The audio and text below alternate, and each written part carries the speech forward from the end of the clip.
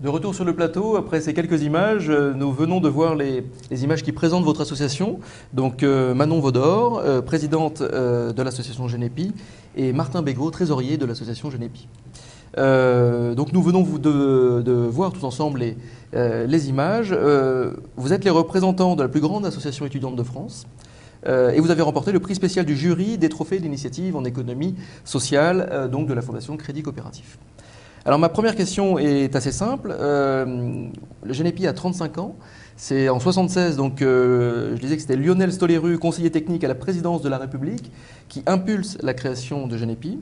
Et l'idée d'alors était d'instaurer un lien entre les étudiants et les personnes incarcérées.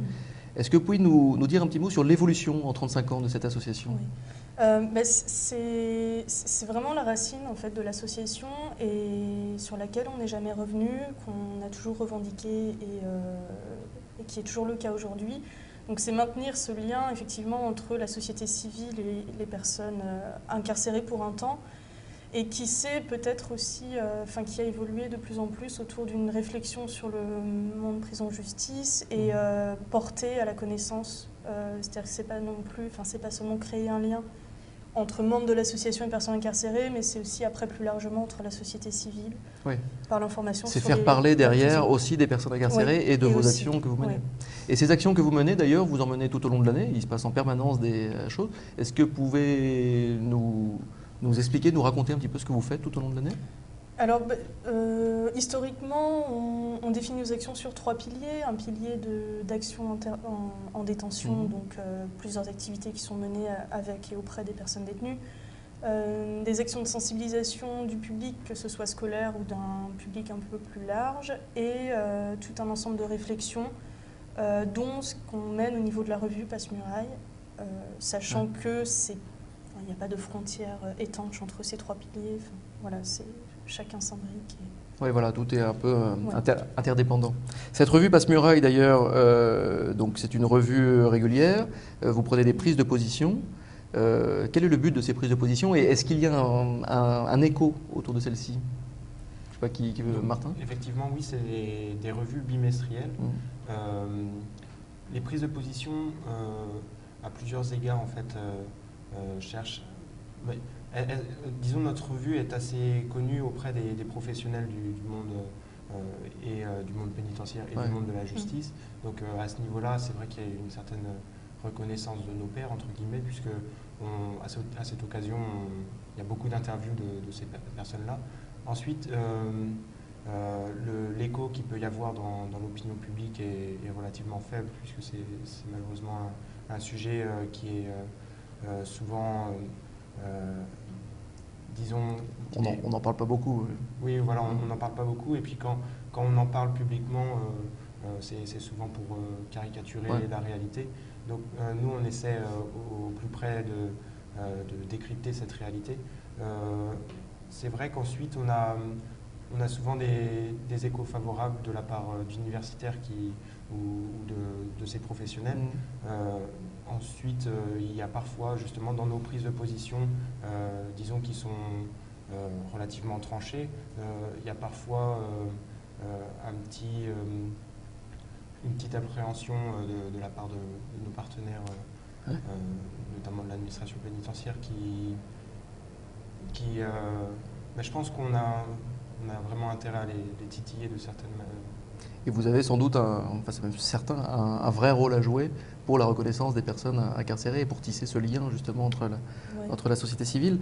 Pour que cette association fonctionne, vous reposez évidemment sur des bénévoles. Je crois que vous avez plus de 1100 bénévoles. Comment sont-ils recrutés? Et j'imagine que vous avez un besoin permanent. Comment les recrutez-vous? Alors, au niveau de l'engagement associatif, c'est la première chose qu'on demande, entre guillemets, et c'est vrai qu'on fait des recrutements, mais c'est simplement pour s'assurer de la disponibilité des personnes, parce que c'est un engagement qui est quand même, qui demande un certain investissement en plus de ses études. Après, c'est pas un engagement avec une récompense à la clé, que ce soit universitaire, que ce soit au niveau des stages. Oui. Donc c'est vraiment simplement la motivation, éventuellement la défense d'une cause, on va dire de manière intègre. Voilà, en termes de nombre. Ensuite, oui, techniquement, le recrutement, C'est vrai qu'il y a un fort besoin puisque c'est à peu près 60-70% disons, des effectifs qui se renouvellent chaque année. Ouais. Donc ça nécessite chaque rentrée scolaire en fait, d'organiser des réunions dans les universités, les écoles de l'enseignement supérieur. Et parfois même ça nécessite vraiment disons, un parcours du combattant pour recréer des groupes dans des petites villes universitaires dont l'ensemble des bénévoles est parti. Oui, parce que c'est vraiment sur tout le territoire et c'est pas seulement localisé. Oui, on intervient dans 90 établissements pénitentiaires, donc à peu près autant de villes universitaires. Vous, par exemple, vous êtes étudiant? On l'était. Vous l'étiez. Oui. Et maintenant, du coup, vous êtes à plein temps sur le développement de C'est Genepi. ça. On a un statut, enfin on est permanent pour un an au niveau du Genepi, Ouais. on est mandaté pour un an. Et le statut, c'est un statut de volontaire civique, plus exactement. D'accord. Donc voilà, entre le bénévolat et le salariat. Et sans rentrer forcément dans les détails, mais qu'est-ce qui vous a donné cette envie de vous investir dans Genepi? À titre personnel, moi, c'était vraiment certains projets que je voulais porter pour cette association et je considérais pouvoir le faire en me prenant une année à temps plein, entre guillemets, pour le Genepi. D'accord. Moi, personnellement, mon entrée dans l'association s'est fait un petit peu par intérêt justement pour ce sujet un peu lourd. Là ensuite, c'est vrai qu'effectivement, s'investir pendant un an, c'est comme le disait Manon, envie de porter, fort de nos expériences, envie de porter des projets et développer. Et quand on voit que ce projet est reconnu justement par la Fondation et reçoit le prix spécial du jury, qu'est-ce que ça représente pour vous, ce prix? Mais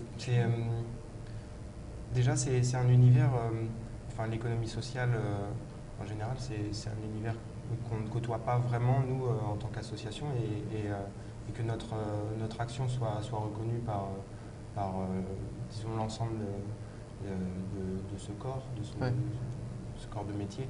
C'est quand même une grande fierté. Ça a du poids. Ouais. Parce que c'est vrai que nous, on a l'impression, on vivote un petit peu dans notre univers étudiant, on est en contact avec d'autres associations, et là, c'est un petit peu se confronter à quelque chose de plus structuré, disons, sur le plan économique, et c'est vraiment une grande fierté. C'est la reconnaissance, c'est un prix qui salue vraiment votre investissement et votre travail permanent. Je l'avais précisé dans un premier temps, mais je pense en plus de ça qu'on est reconnu vraiment pour ce qu'on fait et que cette reconnaissance n'est pas tronquée. Donc c'est vraiment agréable. Et puis aussi, c'est une reconnaissance du monde carcéral. Ouais. Qui est ça permet par d'en parler. Partenaires, comme disait Martin. Et ça permet d'en parler au-delà de la caricature dont vous faisiez mention tout à l'heure. Ouais. Merci beaucoup Manon, merci beaucoup Martin. Maintenant, je vous propose de découvrir la coopérative Green Bureau qui accompagne les entreprises dans leur démarche de recyclage, qui donne une deuxième vie, qui revalorise les déchets. Et nous nous retrouvons en compagnie de son gérant d'ici quelques instants, juste après ces quelques images. A tout de suite.